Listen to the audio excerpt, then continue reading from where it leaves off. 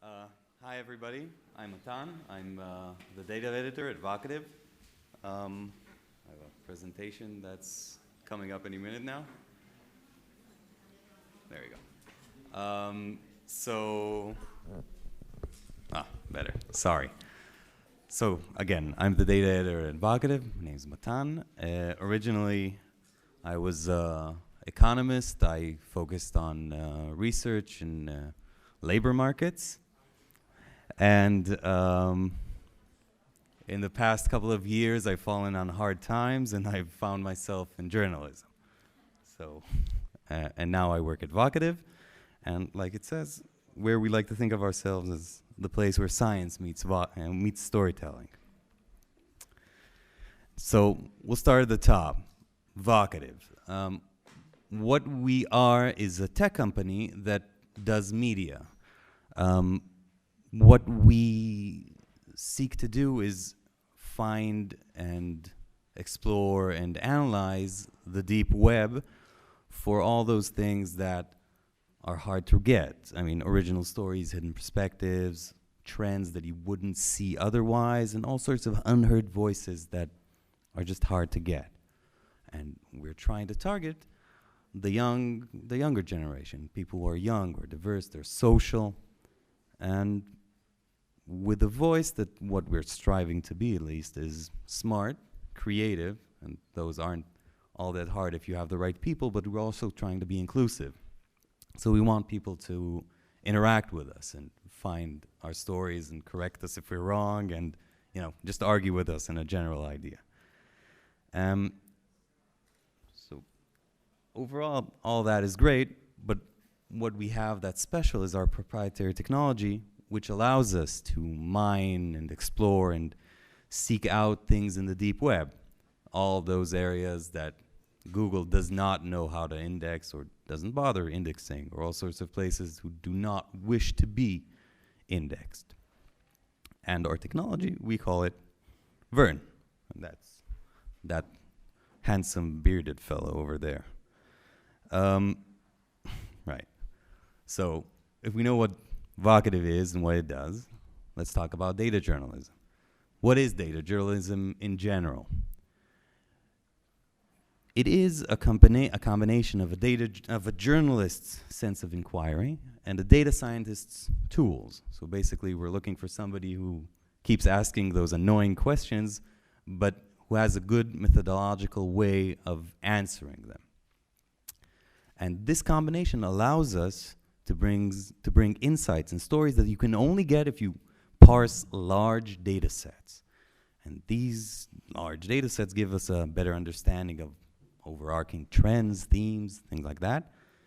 But that's not enough. You also need to be able to bring it out to everybody to understand. So you need a good visual storytelling, a good compelling visual to get it out there. And in this way, data is both the source of the story and the tool that we use to bring it out. So how do we think of data journalism in Vocativ, or at Vocativ rather? We like to think of it as using hard skills for soft questions. And soft questions does not mean soft stories, it's something else. Hard skills is easy, right? It's all those technical, annoying things that you need to collect the data, to clean the data, to analyze the data. It's tech skills, it's scripting, it's trawling, it's structuring things, playing with Excel, with R, with Stata, things like that. And analysis is probably the worst thing. Statistics, econometrics, algorithm work, all sorts of stuff that is very annoying to do. And the soft questions, those are the areas that we think of in two main parts. One is fun areas. Let's take hard analytic skills and put them to use on, I don't know, looking at movies, analyzing Wikipedia in a meta sort of analysis. Maybe win a few arguments, or just grab a few interesting correlations that you would not grab otherwise. Or you could use it to do hard-hitting analysis of things that are usually looked up in a very anecdotal way or in a specific story.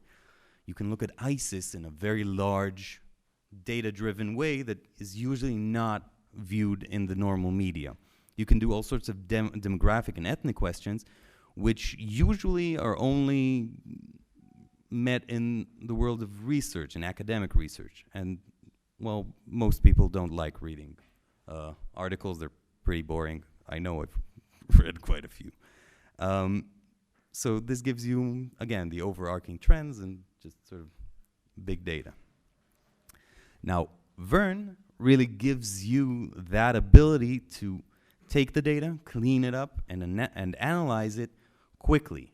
And the point is to have this tool that gives a journalist the ability to make all that complicated work just accessible to anybody. So if we get the idea of data journalism in general, let's look at how you build a data project from the get-go. And it has 3 steps from the data side and 2 steps from the editorial side. The 3 steps from the data are easy. You need to, first of all, find an idea. Not always that simple. We like to have the data guys, that's my team, the editorial, and our data viz people sitting all together and finding the story together. Afterwards, the data team goes out, collects and cleans the data. And finally, the 3rd step is you need to analyze and fit the data. After that, once you have everything, you need to actually create an actual story, and you need to make it accessible. So data viz is really important for us. And what I want to do is show you the 3 stages of the data team, that's finding, collecting, and analyzing from a story perspective. And these are the only areas I'm really qualified to give comments on. I'm horrible at writing, so you'll have to excuse me. So the first story I'd like to talk about is an idea story, which, well, we'll get to that in a second. So if you want to start a data piece, you need to find an idea. How do you find an idea? You either find it from the top down or from the bottom up. Top down, editorial goes out and brings you a question, something broad. Let's talk about Ferguson. We're stuck. We need something there. Or it's a very specific question, and that's a question I've actually gotten. Which critics are hacks? You want to go to a movie? I think this guy is just full of shit. Can I trust him? Or bottom up? That's from the data team. So often either something very open-ended, like, are Gen Y really the worst generation? We went out, we checked the data. They're not. There's a story, and you can go and see, but it's a good question. Or you can go and find a capability. We found a cool algorithm. We want to see if we can make it a story. Or we can take a database and say, all right, there's just so much stuff there. There's got to be a good story. Like we found a couple of days ago, wildlife strikes on planes. There's got to be something there. There was, by the way, a few interesting things. And we'll start, sorry. The president of I wanted to start with the story. This is the end. This is the story that we did on Obama versus Bush and further back even. And I'll just let you see that and then we'll talk. the United States.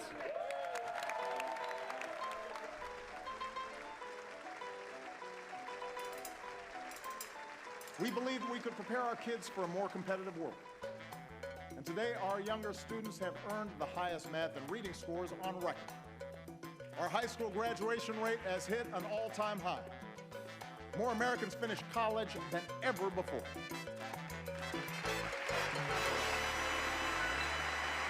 First, we stand united with people around the world who've been targeted by terrorists, from a school in Pakistan to the streets of Paris.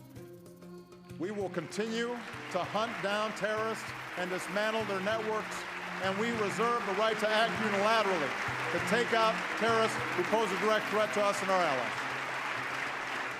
15 years into this new century, we have laid a new foundation. Let's begin this new chapter together. And let's start the work right now. Thank you. God bless you. God bless this country we love. Thank you. So that was a fun piece. And like most of our pieces, we start out from an argument. somebody in the office shouted out, Obama is just that much smarter than Bush, and I, of course, had to argue with him, and he said, well, how do you know that? How do you know that? To which he replied, everyone knows it. Obama is just that much smarter than Bush, and I said that, how do you measure that? I don't even know. So we went out and sought an idea, and we need to think of what we're actually asking when we start something like this. So how do you answer a question? You need to define the question first thing. So well-defined research questions defines the piece, obviously, gives you a general idea of what's the point of interest in the story, and you need to it gives you a sort of a starting position, a hunch. Obama is smarter than Bush. It sets the boundaries. Where do you start and where do you end? And this is an important part because you actually need to know when you need to stop working on something. And finally, it provides you a direction. What's the data that you need actually to make the story? So we start out with a simple question. Who's the smartest president? All right, to figure out smarts, you need actual data. So can we grab IQ scores? Not really. College test scores? Not available. Or maybe talk with them. That's not happening. They wouldn't return my emails. I don't know why. So what is out there that we can actually get? So they all have speeches and texts that they have written or at least approved. And there are algorithms that can approximate a grade level. Flesch-Kincaid or ARI or all sorts of things like that. So we need to update the research question now. Who speaks the most eloquently? Rather, which presidential speeches have the highest grade level? So grade level, higher grade level, smarter president, right? The data, again, easy to locate. Miller Center has speeches all the way back to Washington, so we reckoned, why not grab everything? And we used Vern here to get everything. And you can see the top window is Vern's custom building ability of a scraper, which we used, and the bottom is sort of the back end where all the cobwebs are. And after we grabbed everything, our dev team stepped up to the plate and gave us a custom widget that gives us grade level algorithms, word frequencies, n-grams, and the works, which came out looking like this. And this is an actual screenshot from Vern if anybody's interested. And when you ran the numbers, you actually get something like this. Somewhat messy. You can see that it looks like they're pretty much the same, and that's exactly what happened. They speak at pretty much the same grade level. So I don't know if Obama is smarter, but they speak pretty much the same. And another point here that I'd like that I'll keep stressing, I guess, is the importance of data viz. This is what I did. This is Washington all the way on the left, and the grade level is on the y-axis. Going down, you can see that grade levels have been dropping steadily since ever, really. Ugly as hell, I know, and that's why we gave it to our data viz guys, which did this, which is much prettier. And the piece itself is interactive, so you can actually zoom in, look at specific speeches, the works. It's pretty awesome. So that's one story, and you can actually see the grade levels. This is just the State of the Union addresses. We did a derivative of that. And here in State of the Union, Bush even trumps Obama. So you'll have to go home and tell people that, I guess. Basically, that's seeing a story from an idea perspective.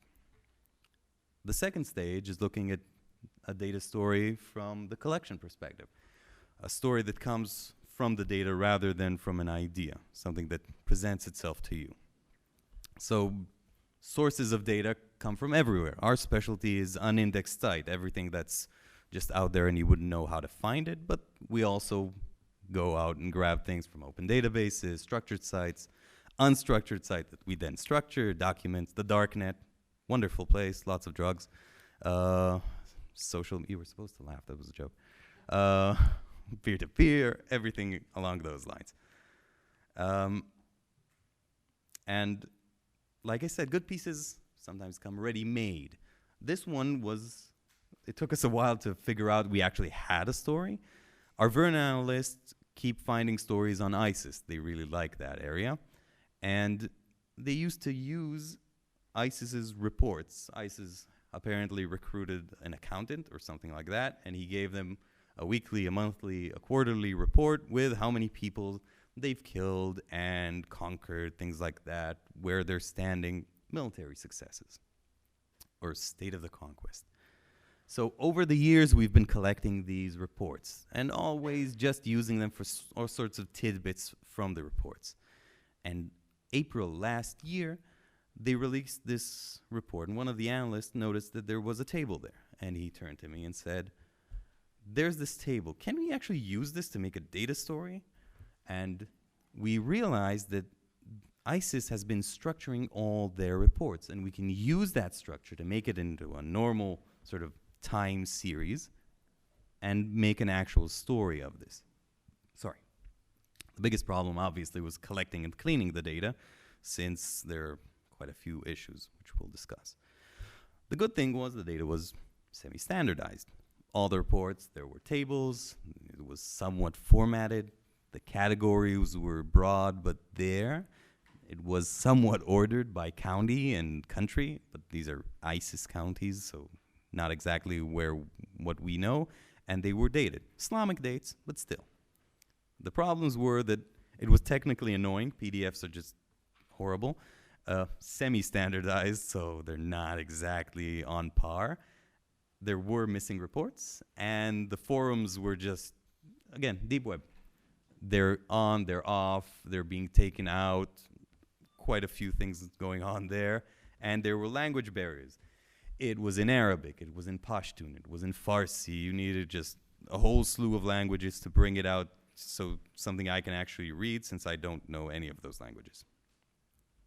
Once you take and this is how a forum looks. It's not very shiny, but there it is. There are Taliban forums, ISIS forums, they come on, they come off. Once we took them, you can actually collect the data and bring it into a single coherent form. There'll be time for questions later. You can see their favorite methods of attacks, where they like to attack, whether they prefer bombs in Iraq versus mortars in Syria. You can see if they prefer to assassinate soldiers or they prefer bombing houses, things like that. And they even documented how many infidels they've run over. And that's one, just one guy. Yes. And if you want, I've hidden, but I have a few slides on further analysis we've done there. What was really nice about this story was that once we published it, ISIS took off. They simply ceased releasing quarterly reports. Tenants, gotcha. No more reports from ISIS on this. Further, they decided that the analyst that found the reports is just well worthy of getting death threats, like, consistently. So I guess we did some good in the world. I don't know. All right, and the third story is using the hard skills. That's the analysis. That's the toughest part for soft questions, like we said. So I'll not give you one story, I'll give you three. There's three distinct stories. They share a common theme. My personal favorite, movies. All these stories, all these projects have come from the editorial side of things. So one was which movie critics are hacks or you should not listen to. Are movie remakes actually worth it? Are they better than the originals? And my personal favorite, are Sean Bean characters really that unlucky? If you know, he's rumored to die in every movie. That's not exactly true, but we'll see. Research questions are pretty clear here, right? And the data is fairly easy as well for what we need. Again, the data was retrieved from a Vern scraper, movie gross, budget, things like that. That's easy. Crowd ratings, critic ratings, also easy. Characters' deaths was somewhat annoying since we needed to build this recurring algorithm that sort of cleaned out, typos, wrong names, things like that. So we had to build from 10 different databases to make it consistent. Cleaning it, again, in Vern. Nothing too exciting there. And the results.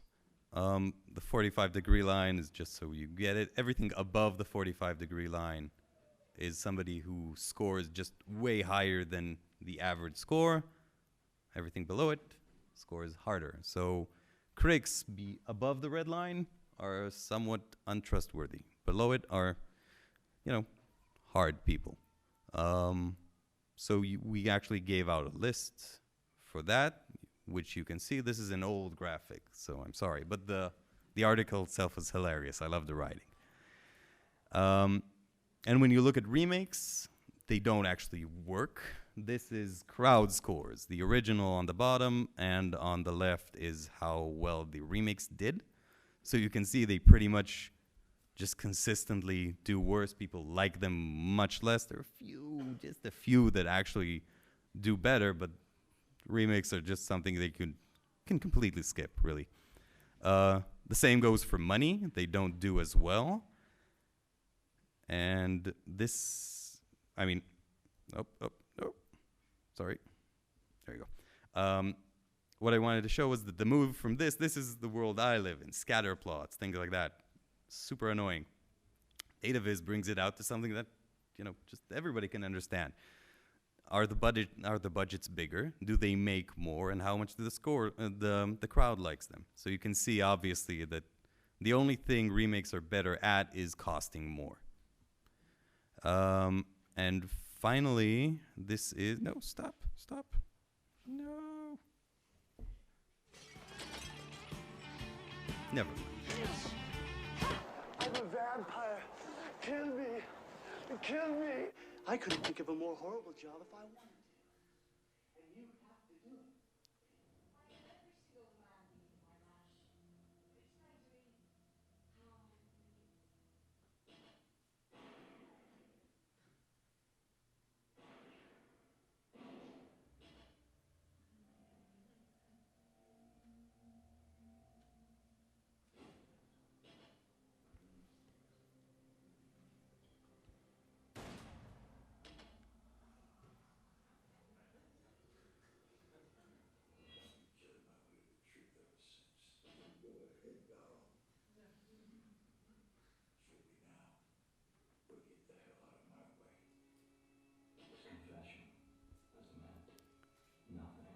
What I wanted was to ask if anybody can guess who number 1 is, but I guess you all know now. But you can go online and see who number 2 is. I'll just move it quickly so you don't see that.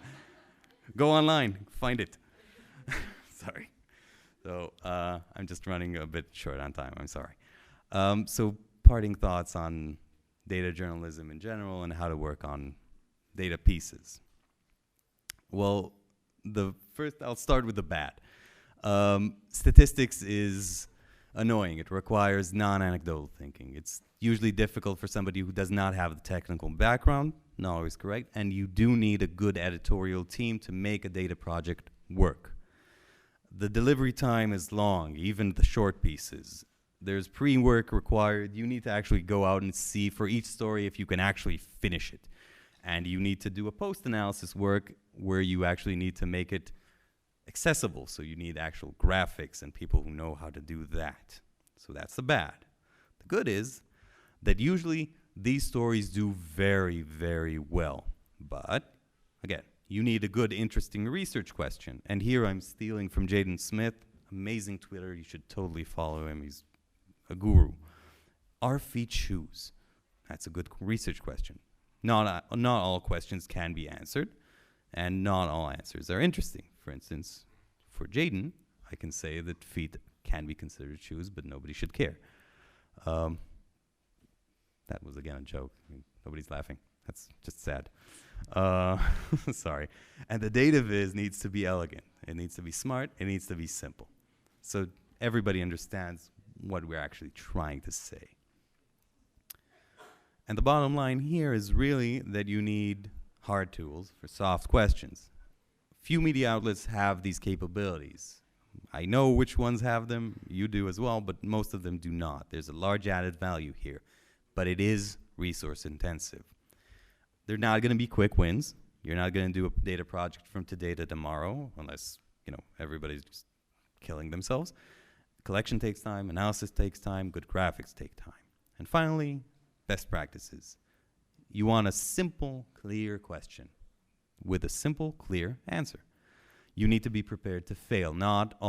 You may work for weeks on something and then it'll just be uninteresting completely, and you need to be able to say, all right, we're done. It's a bad story.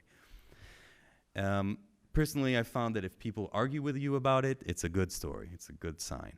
And finally, a good data viz is worth 1,000 words. And if your data viz takes 1,000 words to explain, it's really bad.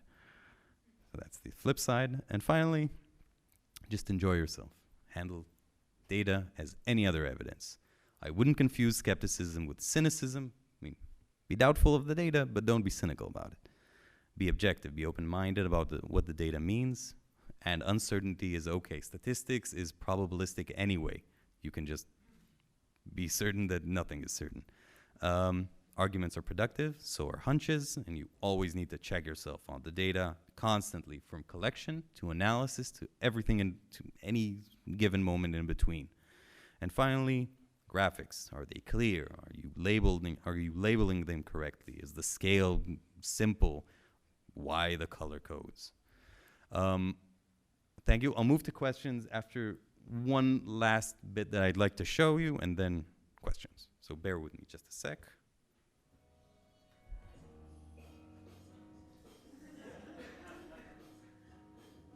Now you laugh.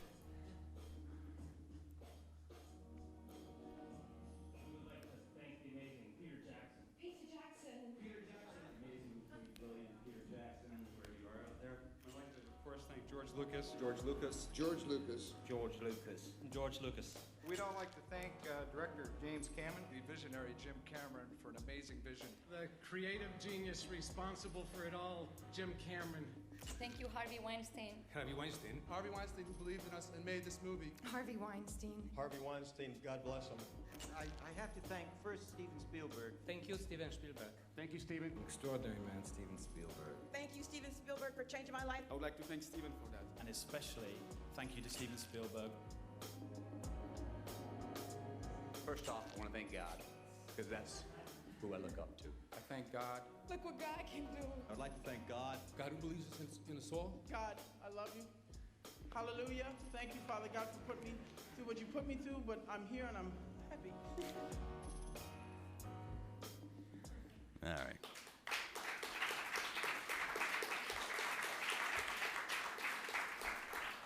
So that's us. And do we have time for questions? Yes? No? No, we're done? Oh, we have time. Cool. Questions, anybody? Hi. Hey. So you've shown us a screenshot of your data tool, data or CMS background, I don't know. Vern, right. Vern. So, but the last part, the Oscar bit, is it like, are the transcript of the speeches, is that data analysis? Yes. Or, okay, so there was an algorithm like sorting through the transcripts. It's not manual labor. No, God, no. Okay. Oh. No, what we used here is that basically for the Oscar speeches, that's something I did, there was a database that collected all Oscar speeches going back to 1966, something along those lines. They keep updating. And we set Vern on it, and it collected all the transcripts. And then we used a derivative of the text analysis that we used on the State of the Union thing. The entity extraction part was what let us, it wasn't even planned. I mean, the entity extraction part gave us the data anyway for names that came up, location, things like that. And then one of the editors said, all right, but grade levels, again, it's boring. Can we do something else? And we said, well, we do have who they thanked the most, and that's how that piece came about. Done? Oh, sorry. So if you have any other questions, you can catch me outside. Thank you.